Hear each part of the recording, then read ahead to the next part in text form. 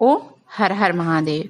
आप सभी लोग कैसे हैं? हमको आशा है कि हमारी माता रानी के पास है, हमारे शिव जी के पास है, आप सभी लोग अच्छे ही होंगे। आज मैं आप लोगों को मोहिनी एकादशी व्रत कथा सुनाने जा रही हूँ। इस व्रत कथा को जो श्रवण करता है उसके जिंदगी में सुख समृद्धि का वास होता है। तो आइए हम लोग कथा की ओर चलते हैं। कथा करने से पहले आपसे अनुरोध करना चाहती हूँ, यदि आप हमारे चैनल पर नए हैं तो कृपया करके लाइक करिए, सब्सक्राइब करिए, शेयर करिए।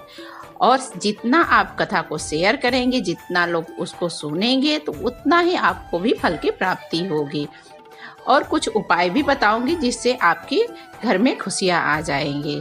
धर्मराज युधिष्ठिर जी बोले, हे श्री कृष्ण, वैशाख मास के शुक्ल पक्ष की एकादशी का क्या नाम है तथा उसकी कथा क्या है? इस व्रत की क्या विधि है? यह सब विस्तार पूर्वक सुनाइए। श्री कृष्ण जी कहने लगे, हे धर्मराज, मैं आपसे एक कथा कहता हूँ जिसे गुरु वशिष्ठ जी ने रामचंद्र जी से कहे थे। एक समय श्री रामचंद्र जी बोले, हे गुरुदेव, ऐसा कोई व्रत बताइए जिससे समस्त पाप और दुख का नाश हो। मैंने सीता जी के वियोग में बहुत दुख भोगे हैं। वशिष्ठ मुनि बोले, हे राम, आपने बहुत सुंदर प्रश्न किए हैं। आपकी बुद्धि अत्यंत शुद्ध तथा पवित्र है। यद्यपि आपका नाम स्मरण करने से मनुष्य पवित्र और शुद्ध हो जाते हैं, तो लोक में यह प्रश्न अच्छा है। वैशाख मास में जो एकादशी आती है उसका नाम है मोहिनी एकादशी। इसका व्रत करने से मनुष्य पापों से और दुखों से छुटकारा पा जाता है, मोह जाल के बंधन से छूट जाता है। मैं इसकी कथा कहता हूँ, आप ध्यान पूर्वक सुनो। सरस्वती नदी के तट पर भद्रावती नामक की एक नगरी है जिसमें द्युतिमान नामक चंद्रवंशी राजा राज करता है। वहाँ धन्य धान से संपन्न वह गुणवान धनपाल नामक वैश्य भी रहता है।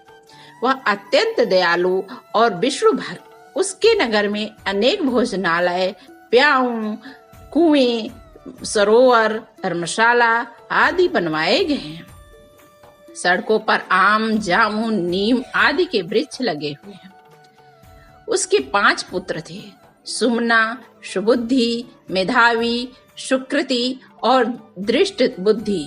उसमें से 5वां पुत्र दृष्ट बुद्धि महापापी था। वह पितर आदि को नहीं मानता था। वह वेश्या, दुराचारी, मनुष्यों की संगति में रह करके जुआ खेलता था, पर स्त्री के साथ भोग विलास करता था तथा मद्य पान का सेवन करता था। इसी प्रकार अनेक कुकर्मों में वह पिता के धन को नष्ट करता था। इन्हीं कारणों से त्रस्त होकर के पिता ने उसे घर से निकाल दिया था।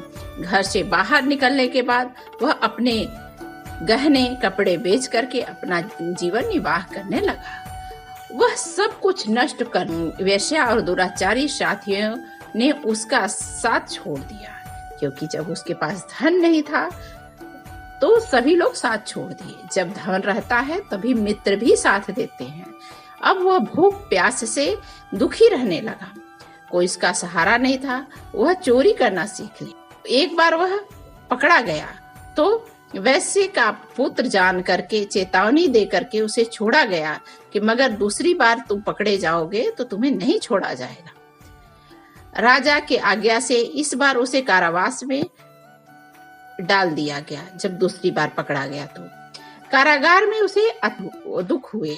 बाद में राजा ने उसे नगरी से निकाल जाने का कहा कि इस नगरी से इसको निकाला जाए। वह नगरी से निकल करके वन में चला गया। वहाँ वन्य पशु पक्षियों को मारकर खाने लगा। कुछ समय पश्चात वह बहेलिया बन गया और धनुष बाण लेकर के पशु पक्षियों को मार मार कर खाने लगा। एक दिन भूख प्यास से व्यथित होकर के वह खाने की तलाश में घूमता रहा। कौटिन्य ऋषि के आश्रम में जा पहुंचा। उस समय वैशाख मास था और ऋषि गंगा स्नान करके आ चुके थे। उनके भीगे वस्त्रों से उसके ऊपर छींटे पड़ गए, जिससे उस जो कुबुद्धि थी सुबुद्धि में बदल गई। वह कौटिन्य मुनि से हाथ जोड़ के कहने लगा, हे मुनि, मैंने जीवन में बहुत पाप किए हैं। आप इस पापों से हमें छुटकारा पाने का कोई साधारण उपाय बताइए। धन का उपाय बताइए। उसके दीन वचन सुन करके मुनि ने प्रसन्न होकर कहा, तुम वैशाख मास के शुक्ल पक्ष की मोहिनी नामक एकादशी जो होती, इसके करने से मनुष्य सब पापों से नष्ट हो जाता है। मुनि के वचन सुन करके अत्यंत प्रसन्न हुआ। उनके द्वारा बताई गई विधि के अनुसार व्रत किया। हे राम, इस व्रत के प्रभाव से उसके सब पाप नष्ट हो गए और अंत में वह गरुड़ पर बैठ करके विष्णुलोक को चला गया।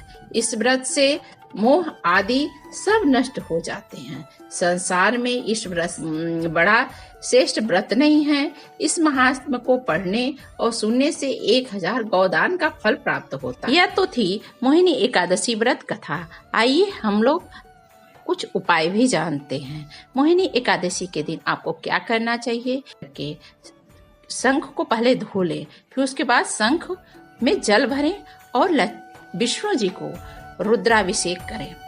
तो इससे क्या होगा, लक्ष्मी जी प्रसन्न होगी और धन्य धान की कमी नहीं रहेगी। दूसरा उपाय, आप एक बांसुरी खरीदिए, आज के दिन ले जाकर के श्री कृष्ण जी को समर्पित कीजिए, किसी मंदिर में दान दीजिए, आपके घर में खुशियां आएंगी।